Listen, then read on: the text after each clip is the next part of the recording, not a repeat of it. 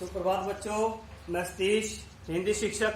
प्यारे बच्चों, आज हम पढ़ेंगे कक्षा 10 की हमारी पाठ्य पुस्तक क्षितिज भाग 2 में संकलित एक कविता जिसका शीर्षक है उत्साह। यह कविता सूर्यकांत त्रिपाठी निराला जी के द्वारा लिखी गई है। यह कविता उनका एक आह्वान गीत है जिसमें वह जन सामान्य व्यक्ति को प्रोत्साहित करते हैं, उसके अंदर के उत्साह को प्रेरित करते हैं।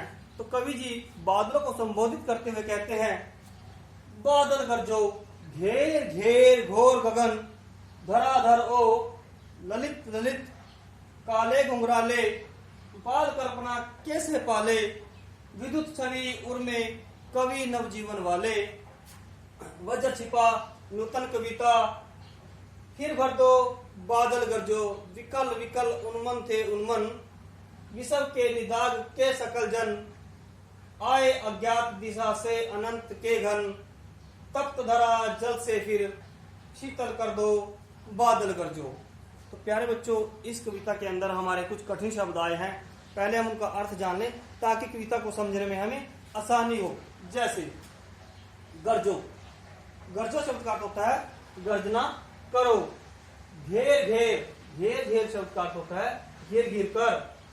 घोर, घोर शब्द का अर्थ होता है भय भय। गगन, गगन शब्द का अर्थ होता है आकाश।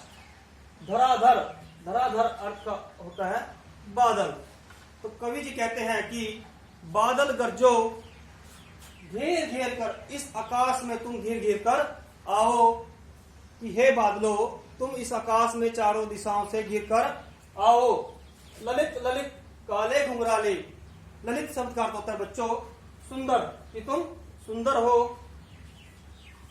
काले घुंघराले बालों वाले हो। बाल कल्पना कैसे पाले, तुमने अपने अंदर बाल कल्पनाओं को पाले हुए हो, तुम अपने अंदर बाल कल्पना पाले हुए हो।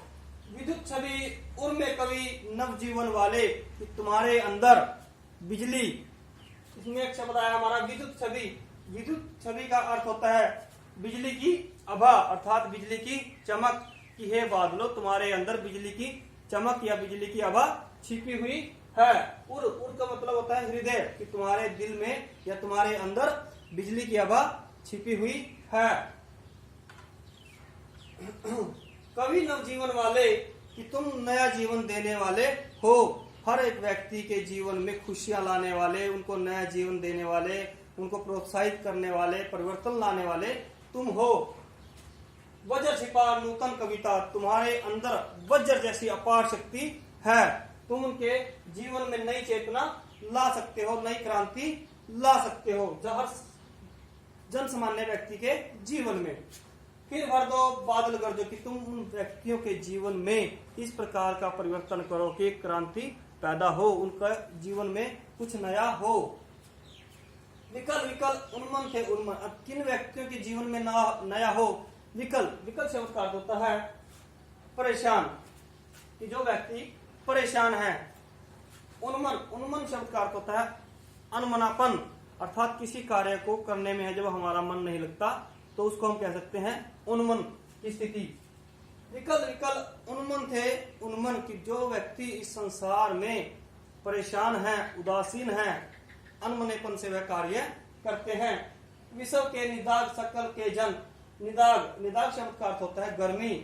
निदाग शब्द का अर्थ होता है गर्मी, कि विषव के निदाग, कि तुम इस संसार की गर्मी को, हर सकल, सकल होता है हर जन सामान्य व्यक्ति, कि हर संपूर्ण, सकल शब्द का अर्थ होता है सब या संपूर्ण, की तुम इस संसार की गर्मी को, इस संसार के हर एक व्यक्ति या संपूर्ण जगत की गर्मी को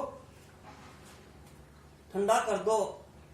आए अज्ञात दिशा से अनंत के घर, की हे अनंत, अनंत शब्द का अर्थ होता है आकाश, कि अज्ञात जिसका हमें पता ना हो। अज्ञात शब्द का अर्थ होता है जिसका पता न हो, कि तुम इस आकाश रूपी, इस आकाश में अनंत दिशाओं से, जिसके वजह में हम नहीं जानते, कहीं से भी आओ और क्या करो, तप्त धरा जल से फिर, कि इस तपती हुई धरा, तपती, तप्त शब्द का अर्थ होता है तपती हुई, और धरा शब्द का अर्थ होता है धरती, की तुम आओ इस तपती हुई धरती को जल से फिर भर दो, कि तुम इस तपती हुई धरती पर वर्षा करो, और क्या करो, पृथ्वी को, इस धरती को शीतल कर दो, कि तुम इसको ठंडा कर दो। बादल गरजो, कि तुम गर्जना पैदा करो, और इस तपती हुई धरती पर वर्षा रूपी जल को गिराओ, ताकि इस धरा में नई चेतना पैदा हो, इसमें सुख का आभास हो और परिवर्तन चारों तरफ दिखाई दे। तो प्यारे बच्चों, आज हमने पढ़ी हमारी हिंदी की पाठ्य पुस्तक जो क्षितिज भाग 2 में संकलित एक कविता है उत्साह।